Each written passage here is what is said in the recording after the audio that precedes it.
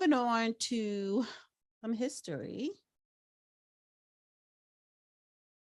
Here's what's happening during the Selma Bridge crossing Jubilee this weekend. So, March the 7th is the anniversary in 1965 of the Selma Bridge March, the March on Selma.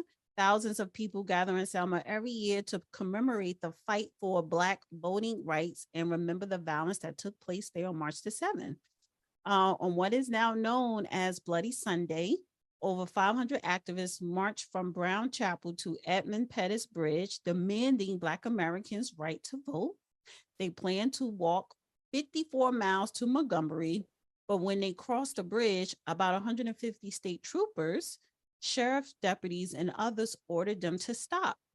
Troopers gave a 2-minute warning for the protesters to disperse before advancing on them with tear gas and clubs. Dozens were injured and hospitalized following the brutal attack. So Bloody Sunday, Martin Luther King wasn't there. He was there on a previous march because it was more than one march that took place, but the actual violence broke out in which they now call Bloody Sunday, but he wasn't there for that one. 2 weeks later, Martin Luther King Jr. led protesters in completing the peaceful march instead. So, okay, Bloody Sunday happened. Martin Luther King wasn't there. And then 2 weeks after Bloody Sunday, Martin Luther King came in and finished the march peacefully.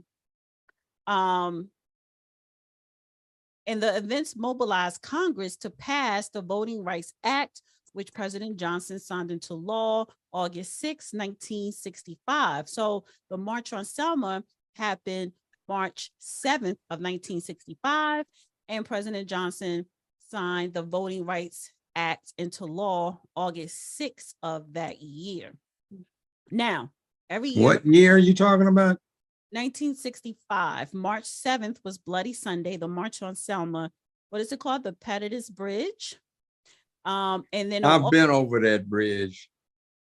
August the 6th. It was 2008. They had a commemoration of that march. I was there. Bill Clinton was there. Yeah, they have it every year. So I used to run a moot court thing there they did during the celebration or the commemoration. So that same year in 1965, President Johnson signed the Voting Rights Act into law August the 6th of 1965.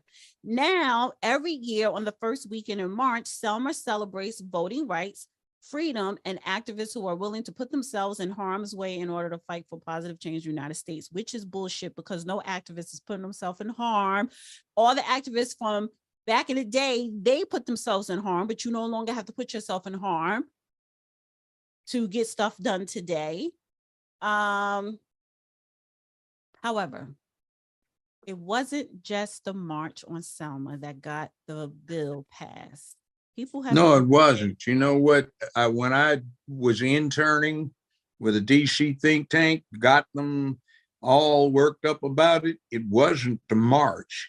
It was when they got there to Selma and they went through this housing project and the police were sicking dogs on, putting fire hoses on the demonstrators.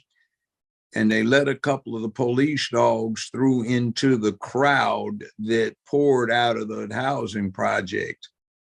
Well, homeboys from the streets, they jacked the dogs up, jacked the cops up, snatched helmets off, took the nightsticks away and started beating on cops.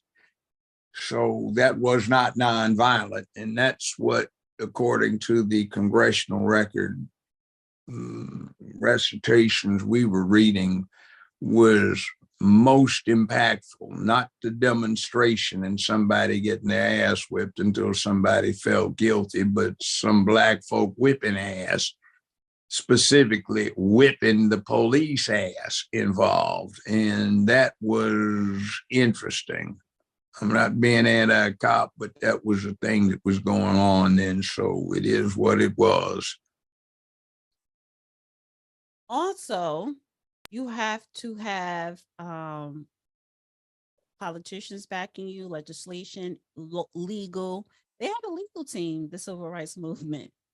That was it was a lot of stuff being done behind the scenes. So it's not just the marching, it's not the writing, it's the stuff that deals with paper and pen, signing off on shit, organizing. That's get laws and legislation passed. Like, come on.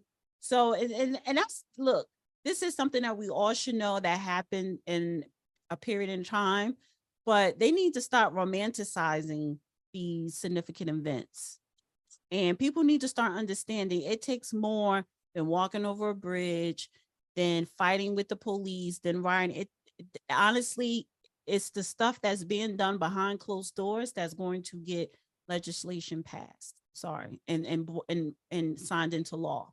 So, but And don't forget, some of the same things that the movies Hollywood likes to glamorize when it comes to gangster stuff, like you saw on, what is it, Empire.